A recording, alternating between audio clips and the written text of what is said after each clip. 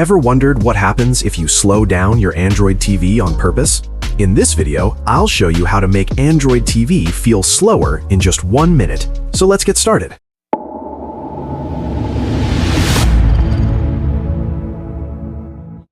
Open Settings on your Android TV. Go to System, then open About. Scroll down to Android TV OS Build and press OK 7 times.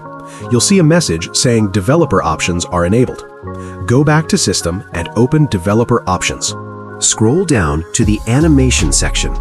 Set these 3 options to 2x: Window Animation Scale, Transition Animation Scale, Animator Duration Scale. Now your Android TV feels slow. You can change it back anytime. Simply turn off Developer Options. If this video helped, like it. Subscribe for more Android TV tips. Thanks for watching.